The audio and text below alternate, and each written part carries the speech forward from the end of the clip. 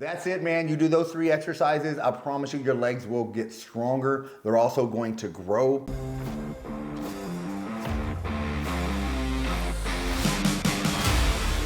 Hey guys, Gary Walker here, and in today's video, I'm gonna tell you how to build strong legs in the gym. All right, now, here's the thing. I'm choosing one of my all-time favorite exercises here. So the key to doing this in the gym, as opposed to doing it at home, is we are gonna use a little bit of equipment.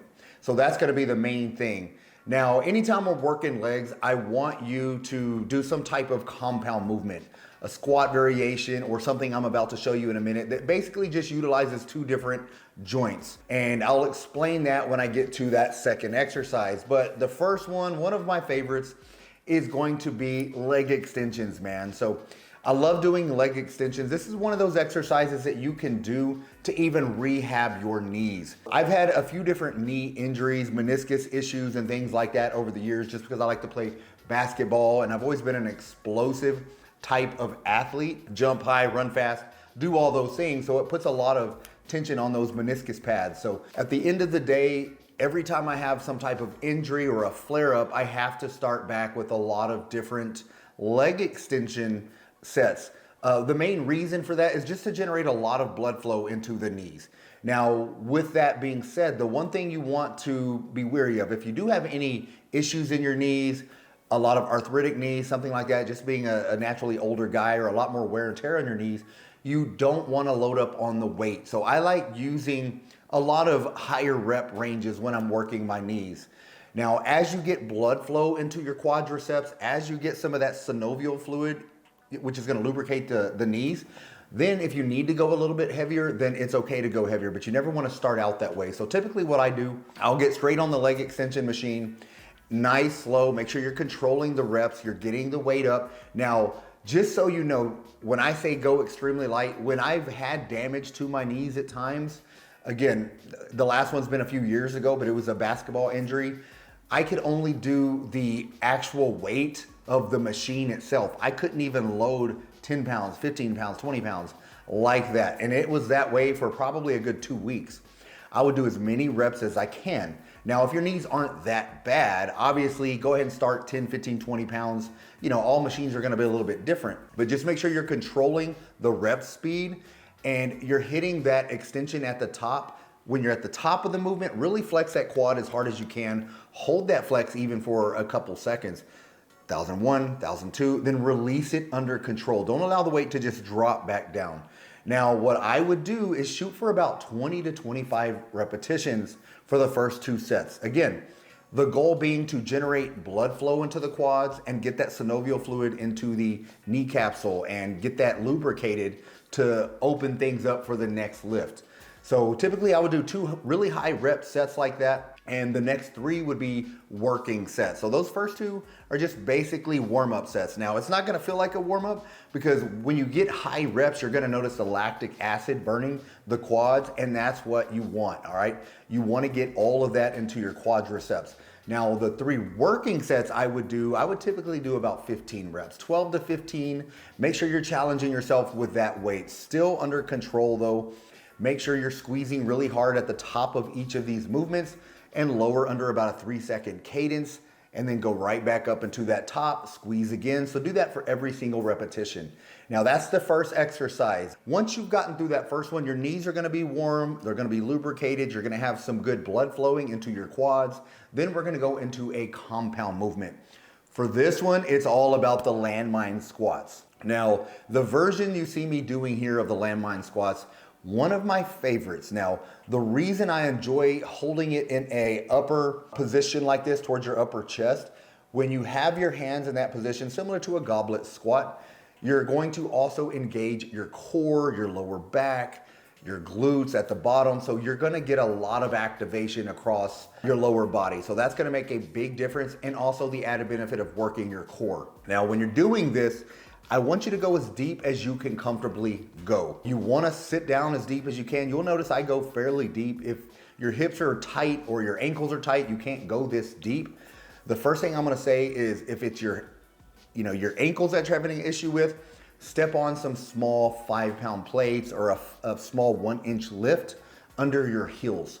That's gonna remove some of that issue for you. If it's not your ankles, if your ankles are really flexible and it's more of a hip issue, then you don't have to worry about elevating your heels. But at the end of the day, you wanna make sure you're going as deep as you can comfortably go, with the goal being the more repetitions you do, try to get a little more deep. As you go through these repetitions, you'll notice your hips opening up a little bit more, getting a little bit looser. Once that happens, then try to sink down a little bit lower. Again, as with all these exercises, make sure you're using extreme control, all right? Don't bounce at the bottom, lower under about a 3-second, even a 4-second cadence if you need to. Now, the lighter the weight is, let's say your legs are very strong, but your upper body isn't very strong, or your arms aren't strong and can't handle a whole lot of weight. What I wanna do is make sure you're handling as much weight as your upper body can. And again, if you have those stronger, a stronger base, stronger legs, then just lower that under a 4-second cadence. Every single repetition, 1001, 1002, 1003, 1004. Hold for about a second, pause at the bottom, and then explosively lift back to the top. Do that rep cadence for every single repetition and shoot for 12 to 15 reps, man. You don't need to go too heavy here. Just make sure you're shooting for about 12 to 15 reps, but also make sure that you are challenging yourself. So if you're stopping at 15 reps, but the weight is so light, you can actually do 20 reps, that weight is too light. I want you to find a weight that specifically that first set that you do, you may only be able to do 17, maybe 18 reps if you push it really hard, but then you're still gonna cap it at 15, all right? Now by that second set, you're gonna be a little bit more pre-exhausted, your muscles are a little bit more fatigued, so you'll notice that second set, you're probably gonna be maxing out right around that 15, and then your third set, it's gonna be right in that 12 to 15, which is perfect, and that's how you want to gauge how much weight you should be lifting. All right, now the third exercise, we're gonna hit the hamstrings, man. So for this one, there's a couple different variations depending on the gym you go to. You'll see me doing a standing hamstring curl. A lot of gyms have that piece of equipment. If you only have the lying, which you see me doing in this image here or this video, then that's okay as well. The key to doing a lying hamstring curl is you wanna make sure your hips are pinned down. You don't wanna lift your hips, meaning you don't want your butt to come up as you're trying to pull the weight up with your heels. You wanna try to pin those quads and the hips down into that pad. And if you notice they keep rising, that means the weight is probably too heavy and your body is trying to cheat this movement. All right, so you don't wanna do that. I would rather you lessen the load and do strict form and control this as well. Again, contract, imagine your heels touching your butt. Now, majority of you guys aren't gonna be able to do that. Most people shouldn't be able to do that, but that's the visualization I want you to have. By thinking of that, you're gonna get a really hard and deep contraction. You're gonna hold that contraction for about 2 seconds and then lower under control. That's the same cadence that we've been using. 3 seconds, maybe even 4 seconds to lower each one. That 1 second pause and then come right back up to the top and really squeeze that contraction as hard as you can. But those are the 3 exercises that you can do in the gym. Again, I went over 2 different variations of the leg curl. There's also a third. You may have a seated leg curl. If that's the one your gym has and you wanna use that one, you feel comfortable using that one, by all means use that one. But just make sure you're including one of these variations of a leg curl to really get those hamstrings involved. You're gonna get phenomenal results if you do that. But that's it, man. You do those 3 exercises, I promise you your legs will get stronger. They're also going to grow, some hypertrophy in there. Now, the key to the strength, I just have to touch on this again real quickly, is to make sure you are challenging yourself and using that method I just told you about. Make sure that first set, you can maybe do 2 or 3 more reps than what I'm asking you to do. If you can do more than that, then it's gonna be too light. So add 5 more pounds or something like that. That's how you're gonna gauge the intensity of your workout, making sure that you're using enough weight to get you to that mechanical failure, which is what's going to get you stronger. And that's the goal with this video, man. Well, thank you so much for watching. And as always, man, get busy, get after it, and God bless, man.